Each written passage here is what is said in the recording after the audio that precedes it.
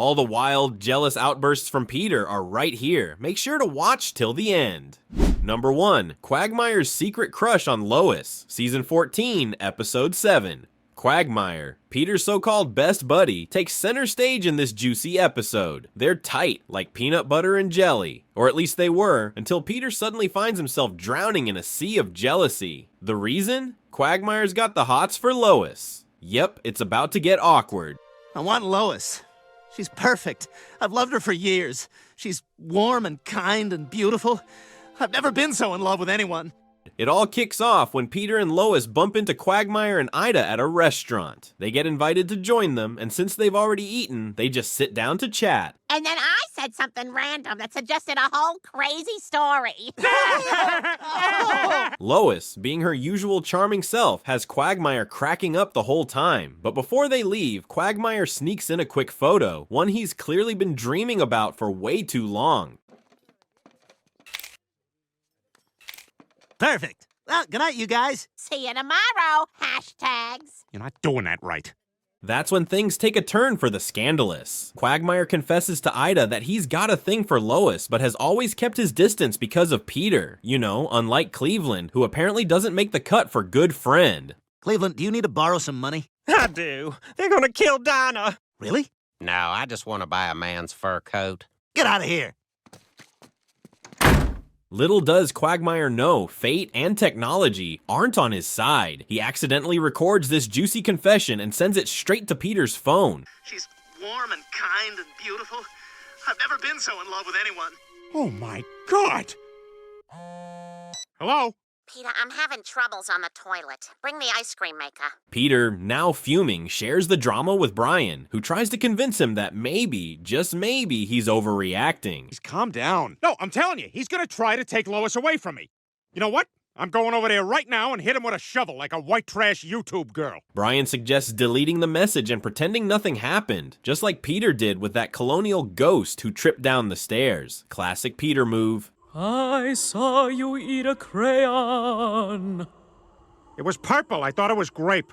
Peter agrees, sort of. Brian warns him not to act like a passive-aggressive musical theater character. You're a horrible loss if you won't be my wife. You're a raging, continuous love in my life. But surprise, surprise, Peter being chill is not in the cards. At the neighborhood picnic, Peter's jealousy hits an all-time high. A perfectly innocent conversation between Quagmire and Lois sends him into full-on confrontation mode in front of everyone. I'm talking about this!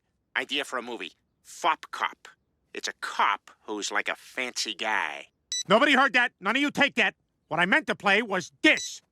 I want Lois. She's perfect. Quagmire, understandably annoyed that his private thoughts were put on blast, throws down, and the two launch into an all-out brawl. It takes Joe and Cleveland to break them up, but the damage is done. Wow, that turned ugly fast. Just like my trip to Tampa Bay. Hey, city boy, what's with the arm pants? Days pass, and while Peter is still seething, Lois is secretly flattered by Quagmire's feelings, because who doesn't love a little ego boost? He's always had a potent sex drive. Remember his grandmother's funeral? Yeah, get it in there. Peter finally admits he's scared of losing her, but Lois reassures him that she's not going anywhere. However, Peter refuses to make peace because, in his mind, Quagmire deserves to suffer. Shame on you! Shame, shame, shame! Shame on you! This was serious, but it turned into something fun! Then, things escalate when Lois and Quagmire bump into each other at the store. Lois tries to smooth things over, but Quagmire, still mortified that his feelings were outed, decides to move out of the neighborhood. Mr. Quagmire, which box do these beads go in? Let me smell them. They go in the big box. Cleveland warns Peter that if he doesn't do something, Quagmire will be gone for good. So Peter, being the mature adult he is, flips him the bird instead. Peter, Quagmire's serious about this. You gotta do something. You're right. Quagmire, wait! You almost left without this!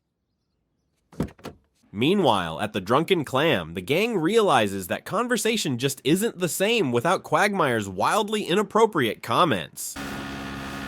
This is awesome! It's like I'm flying! Woo-hoo-hoo! I've never felt so alive! It was the fish part of me that wanted him.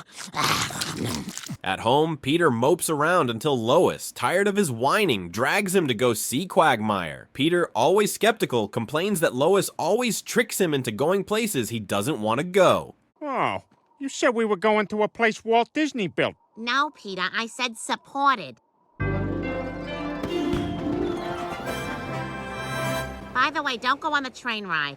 With Lois as their referee, the guys finally admit their hidden thoughts. Quagmire apologizes, promises to repress his true feelings, healthy, and everything goes back to normal, because in Quahog, drama is temporary, but dysfunctional friendships are forever. Thank you, Glenn. All right. What do you say we all celebrate with a game of mini racquetball? Wait, is mini racquetball just ping pong? Kind of. Number 2, Larry, Peter's long-lost son from season 15, episode 20. So here's how this circus kicks off. Lois finds out that before getting hitched, Peter sold his, genetic material to pay for classes on how to imitate a dial-up modem. And here's what he learned.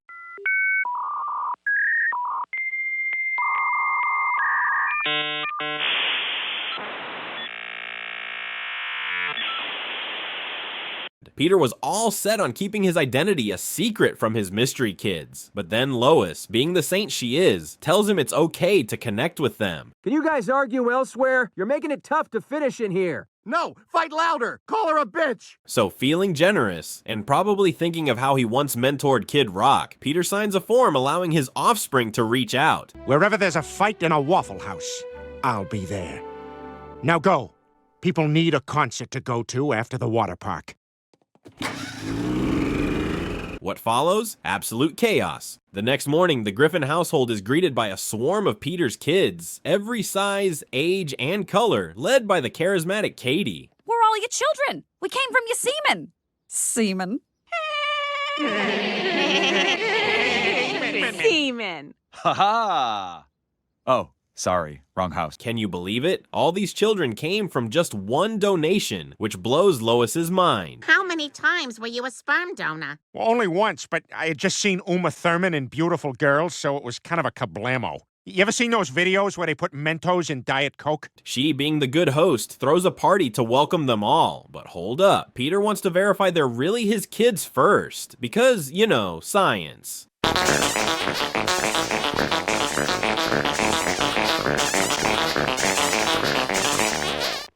I've never felt proud of any of my children until now. At the party, the kids start mingling, and Meg has the unfortunate luck of meeting what can only be described as her own off-brand clone, who is immediately ready to replace her. I'm your secret clone. We have been orphan blacked, and you soon will be dead.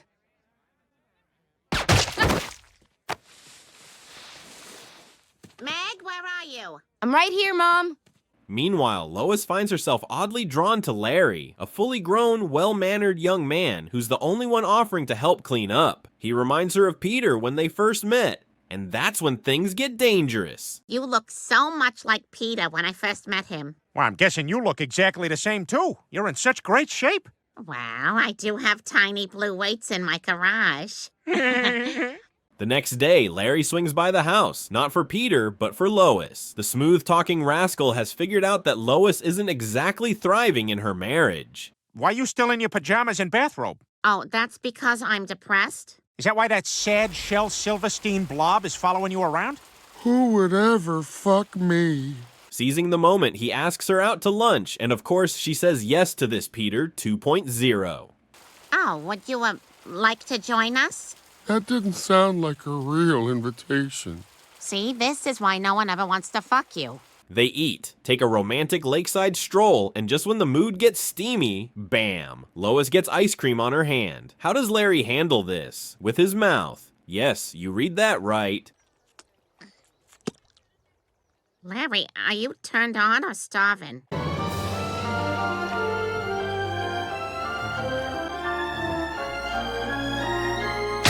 Sparks fly, lips lock, and Lois immediately feels guilty, trying to keep things platonic. She confesses to Brian, who, being Brian, tries to pull a Larry move on her, only to get brutally rejected. And that... What are you doing? Oh, I thought, was kind of like, I'm open for business. No, I'm confiding in a friend. Oh, you're the safe friend. Pulling himself together, he asks if she plans to see Larry again, and when she says yes, he dramatically attempts suicide. Lois! No! Zoloft the Blob! Don't! But then, disaster strikes. Peter walks in on Larry using his teeth to undo Lois's bra as part of a back massage. Sure, buddy. Lois, is a president stronger than a king? What the hell? Peter, look, calm down. We're just friends. He's just giving me a friendly massage. A friendly massage? Larry confesses his love for Lois and admits to kissing her. Peter loses his mind and lunges at Larry. A full-on brawl breaks out, and just when it looks like Larry's got the upper hand, Lois KOs him with a potted plant. He was not my boyfriend, Peter, and I wasn't about to stand by and watch him kick your ass. I was holding my own there. You were getting beat up. No, I meant I was holding my own nuts so he wouldn't kick him. Lois, now deeply apologetic, explains she was drawn to Larry because he reminded her of young Peter, the one who actually paid attention to her. Maybe I have been taking you for granted, but I promise I'll make it up to you. I'll be the best husband ever.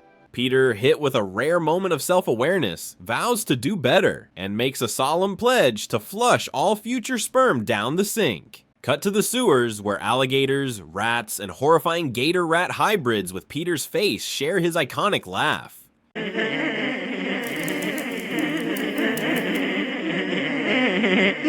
We have fun down here. Number 3. Jerome, Lois's ex who shook up Season 8, Episode 7. Cleveland ditched the gang to move to Stool Bend, Virginia, leaving Peter, Quagmire, and Joe with a major bro vacancy. In their quest for a replacement, they held auditions, because obviously friendship requires an interview process, and Jerome instantly won them over. I'll join your Dodds gang. How do we know you're any good? Gentlemen, we got us a black man. After an epic night of beer chugging, Peter declared Jerome the perfect puzzle piece to their squad. Pumped to keep the party rolling, Jerome suggested another hangout, but Quagmire had other plans, probably involving lotion and incognito mode. What do you say we hit another bar? Keep it going. I can't. There's a girl tied up in my basement who needs some food. That's funny. You funny, Pointy Man. Yeah, I joke around a lot. Jerome, being the stand-up guy he is, gave Peter a ride home. As a token of gratitude, Peter invited him inside, to which Jerome responded with the cold, effortless coolness of a mint chocolate chip ice cream sandwich. Of being on a frozen mountaintop! If anyone finds this, tell my family I love them. Of being on a frozen mountaintop! But just as Peter was about to introduce his new buddy, Lois froze. Because plot twist, Jerome was actually her ex. Loose Lois? What? You guys know each other? Know each other? Peter, Jerome is an old boyfriend of mine. What? Oh, sorry I was out of it. Wait, are we being robbed? Peter naturally lost his mind, accusing Lois of never mentioning this little detail. Lois insisted she had, during that one time they were playing with water guns in the backyard. I slept with a black guy. Jerome, ever the smooth talker, assured Peter it was ancient history, and then complimented Stewie for being adorable. What's that around your neck? Well, I say, it's a little black Jesus. I rode into town on an ass. Yo mama's ass. He even invited Lois out for coffee to reminisce, but Peter shut that down faster than Quagmire at a feminist rally. What, you dating that guy? It's just a lot to take in. Oh, yeah? You're telling me? Oh, come on, those kinds of jokes aren't helping. Peter then spiraled into full jealousy mode, not just because Lois dated someone before him, but because that someone was black. Yikes, Peter. You're being silly. I mean, Jerome and I dated over 12 inches ago. I said inches. What did I just say? I'm sorry. The next night, beer-fueled bonding continued, but Peter was noticeably less thrilled. When Jerome stepped away to grab more drinks, Peter schemed to get him kicked out of the group, but Joe and Quagmire shut that idea down. Yeah, don't do anything to ruin this, Peter. You know the way you ruined my parrot? I just bought it yesterday. Isn't it beautiful?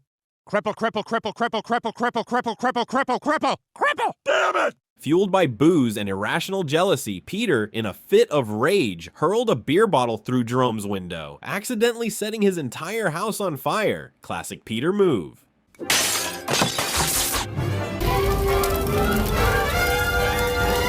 Dear God and Black Jesus. The next morning, Peter was shocked to learn that Lois had invited Jerome to live with them. Yeah, well, when I find the guy who did it, I'm gonna rip his arms off and do his wife in front of him. And no one would blame you. Begrudgingly, Peter allowed it, but the next morning he was startled awake by some very questionable sounds coming from the kitchen. What's going on in here? Relax, Mr. Furley. I thought what you thought, but it's okay. Well, it sounded like... I know, but it's fine. Go back to being dead. Rushing in, he found Lois moaning, not in passion, but because she was choking on a pastry. Crisis averted, but still awkward. Her airways jammed. Come on now, just like that. I need some gravitational help. Jerome heroically performed the Heimlich maneuver, but let's just say, the way he did it made both Peter and me stare in disbelief. As are mine.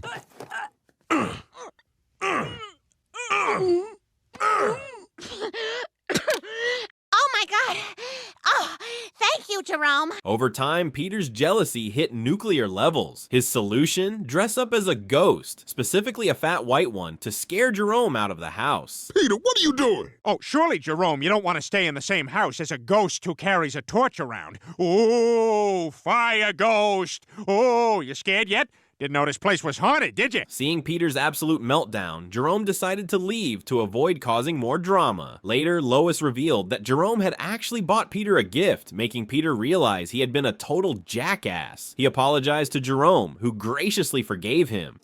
It's an actual prop from Family Ties. This is one of Nick's garbage sculptures. Yeah.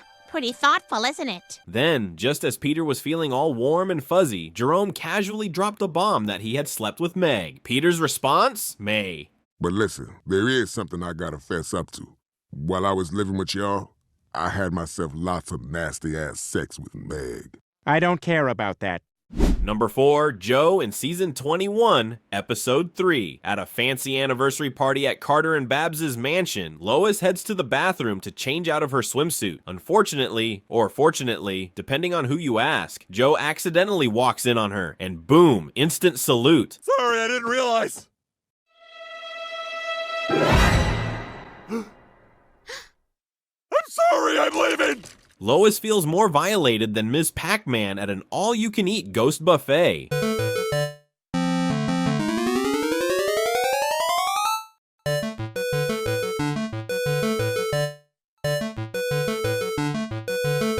Joe quickly makes his escape, but later, Bonnie excitedly tells Lois that for the first time in years, Joe was finally able to get things going in the bedroom. And for the first time in 9 years, Joe was able to achieve manhood. You know, without a pill, a shot, or a pump. Lois instantly realizes why, and let's just say it wasn't because of Bonnie. Before she can even process this awkward revelation, she notices Chris's face just sitting there on a couch like a cursed painting. I've been caught, but I'll never be sorry. Boy, I went hard at my fat guy's wrestling club today. I understood that with great reward comes great risk. While doing chores, Lois catches Joe peeking at her through the window, so, being the chaotic queen she is, she decides to put on a little show, helping Joe rise to the occasion again for Bonnie's sake.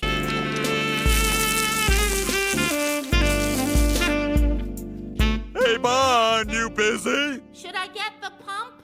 No need. Let's do this. She's feeling powerful, that is, until later that night when she tries to work the same magic on Peter, and he couldn't care less. Actually, what do you say tonight I turn the TV off and turn you on? What are you, drunk? And where are the wet ones? Then comes Quagmire, fresh from a jog with Donna, who spots Lois flaunting herself for Joe once more. Of course, he wastes no time snitching to Peter. Who are you thinking of right now? Chris Pine? Huh, he's doing well this cycle. This sends Peter into a jealous rage. He storms over to Joe's house, delivers a knockout punch straight to his face, and leaves him unconscious. Mission accomplished. God, those are all final notice wheelchair bills. Not a good day for Joe. Not a good day for Joe. But the drama doesn't stop there. When Peter confronts Lois, he scolds her for giving Joe a private show. She claps back, pointing out that maybe she wouldn't have to if Peter actually showed some interest in her. I come out of the bathroom in my underwear last night, and all you want to do is look at James Cromwell. It was weird. He had most of his hair. In a rare moment of honesty, Peter admits that after years of marriage, he kinda isn't interested anymore. All right, we're moving again because Joe's in the army. I don't want to move to Omaha. My friends are here. Fueled by jealousy and a desperate need to prove a point, Peter decides to fight fire with fire. He transforms himself into a sexy lumberjack and puts on his own striptease show right in front of their house. Oh! That's right, ladies. I'll be here all morning, turning small pieces of wood into even smaller pieces of wood for no reason. Sadly, instead of seducing anyone, he just terrifies the neighborhood and breaks one of their windows in the process. Later, security footage from their Nest Cam reveals an even wilder twist. Peter took things up a notch by dressing as a woman to attract men.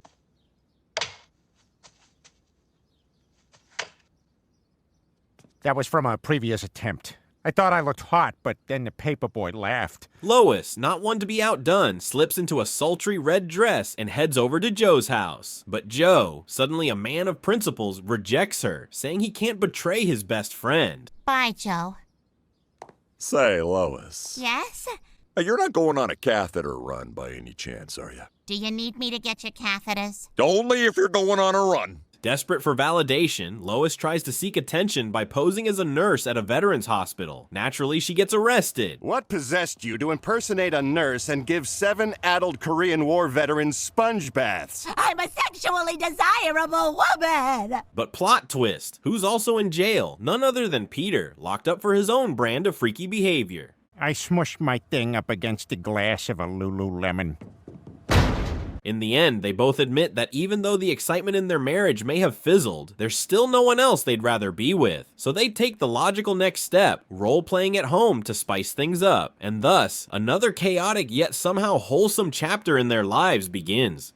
Oh, Hannity! Oh, Tucker! Oh, Judge Janine! Oh, Steve Ducey! Who's that terrible blonde lady whose own family hates her? Laura Ingram. Oh, Laura Ingram! Yes!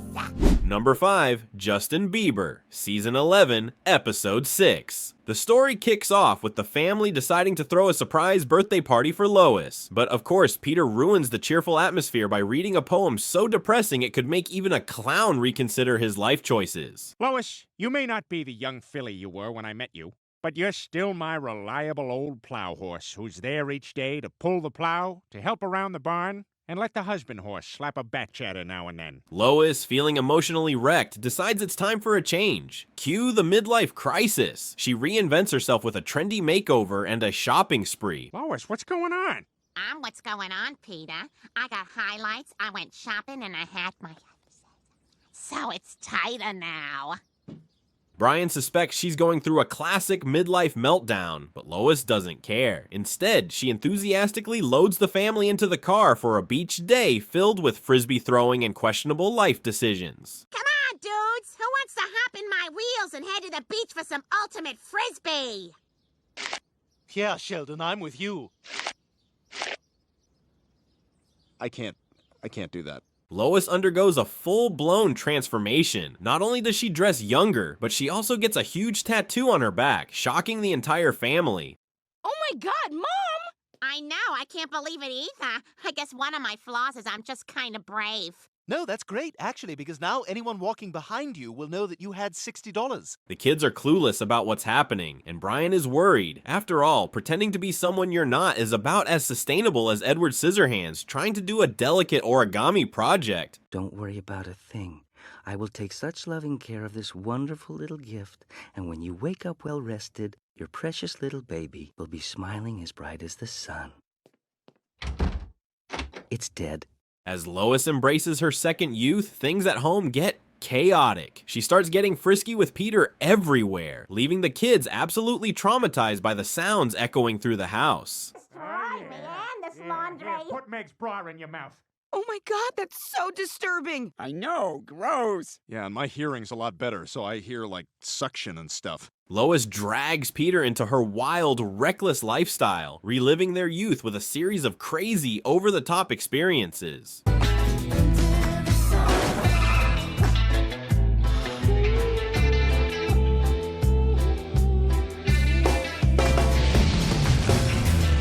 But soon, Peter, now feeling like an overworked party mule, starts losing steam. One night, exhausted at a party, he tells Lois he wants to go home. She scoffs, calling him an old man and killing the party vibe. Peter, now feeling officially washed up, admits that Lois's youth movement has lost its magic, just like his old 9/11 blog.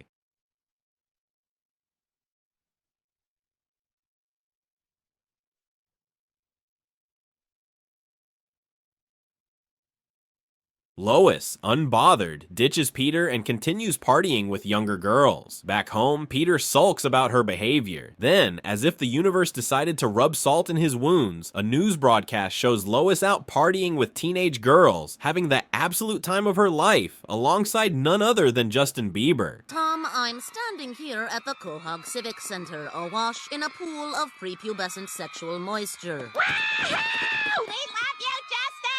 Chris, ever the problem solver, asks Peter if they should just go find a new mom, but Peter quickly shuts that idea down and sets off to bring Lois back. I'm gonna go get our old mom back. If I'm the one who made her feel this way, then I'm the one who's gotta fix it. Brian, keys. Chris, beer. Meg, ugly. At the Bieber concert, Lois, fully embracing her teenage delusions, sneaks backstage with one goal: seduce Justin Bieber. But first, she has to get past his security. I'm not into that. Oh, well, what are you into? Pinkberry. I love my job. Yum, yum, yum, yum, yum, yum, yum, yum. Just as she's sweet-talking her way in, Peter bursts through the door, fueled by sheer jealousy. Upon seeing Lois trying to charm Justin, Peter snaps. His inner rage monster awakens, and without hesitation, he knocks out Bieber in one punch. Step away from my wife, you acorn penis beauty! Look, I swear, nothing happened. Just relax, old man. Old man? What, you think you're not gonna get old, you little bastard? Demanding that Lois come home and start acting her age, Peter is met with resistance. Lois is still salty about him calling her a plow horse. Only after Peter sincerely apologizes and admits that he loves the real her, tattoos, midlife crisis and all, does Lois finally agree to return. But you gotta admit, I'm not what I used to be. Well, neither am I. I used to be a lion tamer.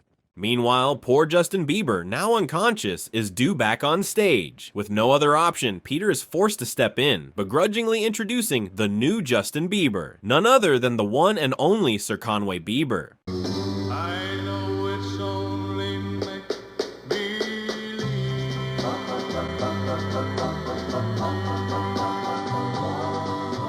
Number 6, Ross Fishman, Season 3, Episode 19. Lois and this guy randomly bumped into each other while the Griffin family was out shopping. Right at the moment, Peter was busy disguising himself as multiple different people just to score free samples. Oh, sausage son. Plan to buy great amount for samurai buddies. Sir, you don't have to keep moving to the back of the line. You can have as many as you want. They're free. What are you talking about? Hey, can I have some more sausage? Yeah, me too. Ross was thrilled to see Lois again and suggested they catch up over coffee, but Lois, well aware of Peter's talent for over-the-top jealousy, played it safe and politely accepted Ross's business card instead. I don't know, Ross. I'm married now. Well, so am I. Does that mean we're not allowed to stay in touch with old friends? Tell you what, if you change your mind, here's my card. Later at home, Lois confided in Brian, who immediately agreed that Peter loses all sense of reason whenever she interacts with another man. Case in point, the time he got jealous of a singer just for dedicating a song to all the ladies out there. Thank you very much. This next one is for all the ladies out there.